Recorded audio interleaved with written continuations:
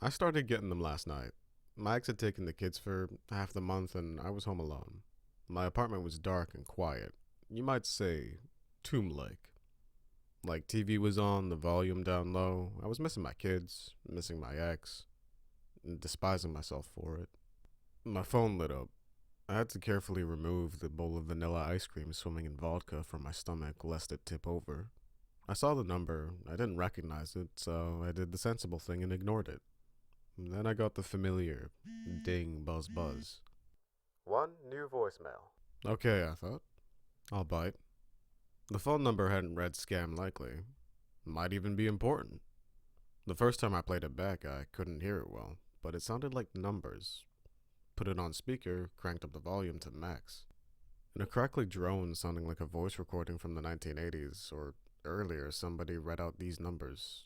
04 14 0 1 4 0 5 1 2 1 8 0 5 1 3 13 21 19.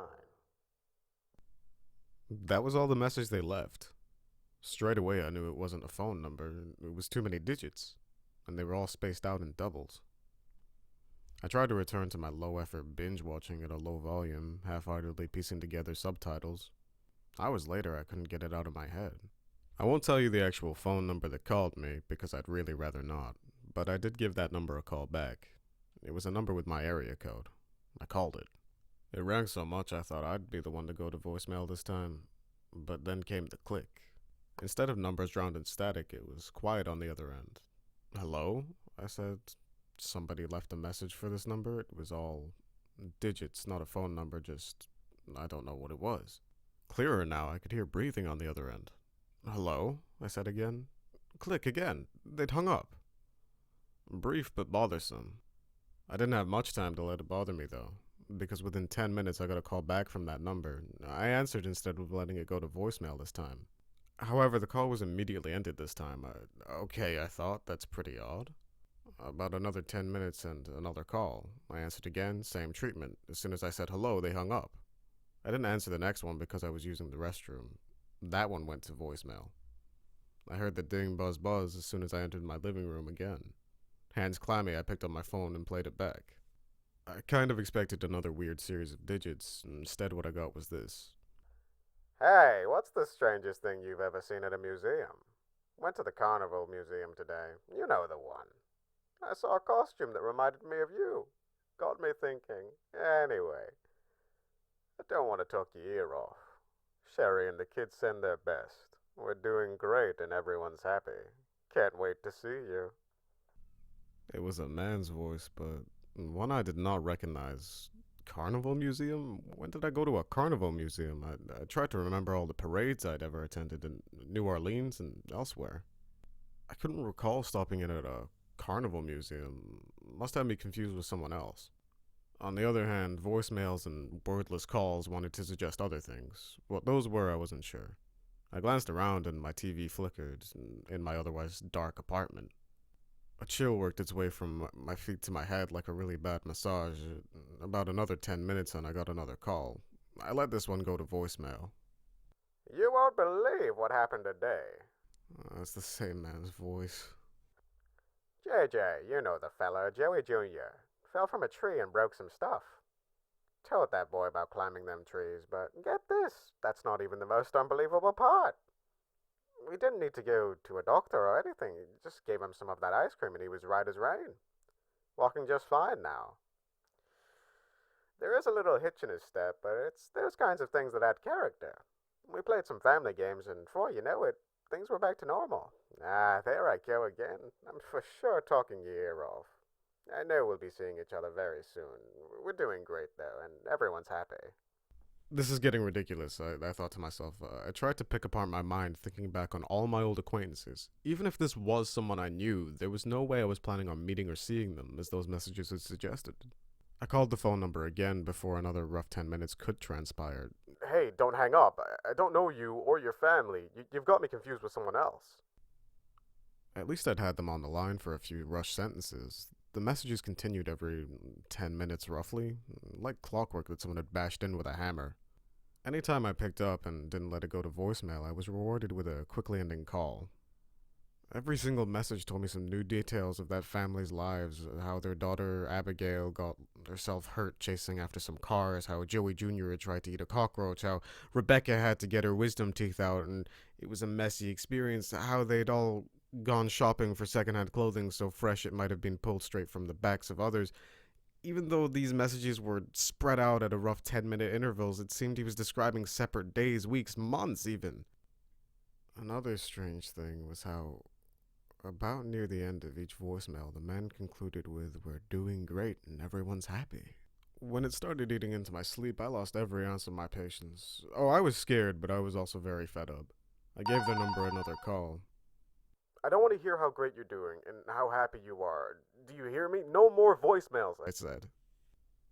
There was heavy breathing on the other end that sounded like more than one person doing it, and I'll ask your forgiveness for not going about this earlier. I'm kind of an old soul, at least when it comes to technology, but I did put my phone on silent.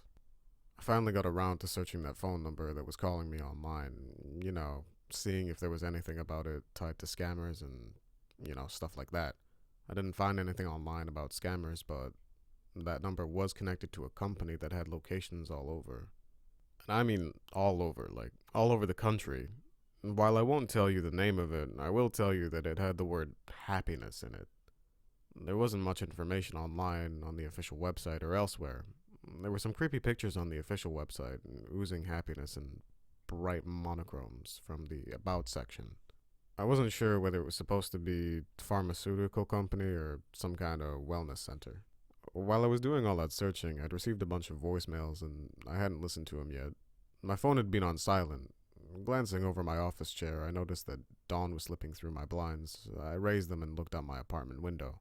Soft blue, red, and yellow bands with the yellow flowing around through the trees. It was like a painted, uncooked Easter egg that had been broken with the yolk spilling out. It made me think of the last Easter I'd spent with my family. I'd gotten fussy with my ex about using real eggs this time. She said, "What other eggs are you supposed to paint?" "They might stink in the sun," I'd said. Somehow or other, expletives got flung around. Next thing you know, the kids were crying, throwing their own fits. And after that, Easter egg hunt was cancelled. Like Hemingway describes bankruptcy.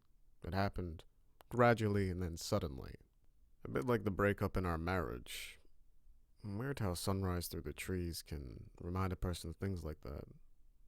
I guess my mind was on family, largely from all those voicemails from Joey Sr., Family Man of the Year. I pulled up my desk chair to the window and just stared for a while. My phone dinged and buzzed. Pretty soon I might be receiving voicemails from work. I'd have to shower and get ready. Sleep. Whatever this was, had to wait. One thing I learned from the dissolution of our family unit was that the practicalities of life didn't care. Oh, the people involved with those practicalities pretended to care, but when it came to work, if you didn't show, you got replaced. It didn't matter what was going on in your personal life, and who can blame them. It's all a machine. I showered and I got dressed for work. As soon as I opened my front door, I saw them. They were past my apartment complex road and parking lots, back past the manicured magnolia and golden rain trees, up under the wilder canopy of blackjacks and pines. A man, a woman, and two children holding hands. I couldn't hear them, but I could read their lips. Over and over again, rapidly, they were saying, "We're doing great and everyone's happy. We're doing great and everyone's happy."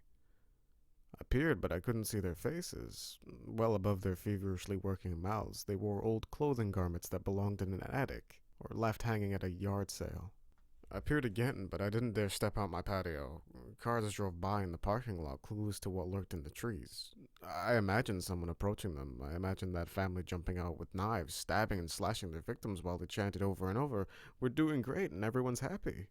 I went inside and locked my door and latched the windows and got the police on the phone. The person I spoke with became fixated on prank calls and how there wasn't much they could do unless death threats were involved. It's like they completely ignored the part where the family is outside my apartment stalking me. So they're happy, huh? Well, that's good. I'd be more concerned if they weren't happy. They advised me to just block the number. Problem was, I was afraid if I blocked the number, they'd do more than just stalking. They didn't even send anyone out, and after the call, I had seen something. A new voicemail during that conversation. The moisture in my mouth had suddenly wet into my hands and I played it back. Hey, still waiting on you. If you want to go over ahead to, you'd beat us there. And then you'd be the one waiting. Yeah, we can catch up there. Good things on the horizon. We're doing great and everyone's happy. That address in the message. I recognized it. I got back on my computer and pulled up my browser history to confirm it. It was that company's closest location, the company that number they were calling from was associated with. And what about the other series of digits in the very first message I had gotten? Now, as I finish typing all this up, I've got a decision to make, and I'm not sure how much time is left to make it. That last message seemed especially threatening. It's difficult for me to explain, something in the emphasis. Worse, maybe, is that I haven't received a single voicemail since the last one. I don't know what that means. I might be okay until nightfall, until that family is less worried about being seen, maybe. Part of me just wants to go into work, hoping it'll make me forget what's going on here. Maybe I can sleep there at the office instead of coming back home. I'm concerned that if I don't go to that location from their last message, they'll do something extreme. But there's something else. Sorry I haven't mentioned this yet. I was trying to get all this down, and as I was trying to get it all down, I took breaks to look out the window near my front door. They're out there all right, most of the time, holding hands, mouths moving rapidly. Other times there's this other thing. Like all that happiness had cast a great big shadow. A tall shape moves occasionally in the trees past the parking lot. Its arms and legs work like slinkies. Its head slings back and forth like it's trying to free itself from its own body somehow. I know that thing isn't very happy at all.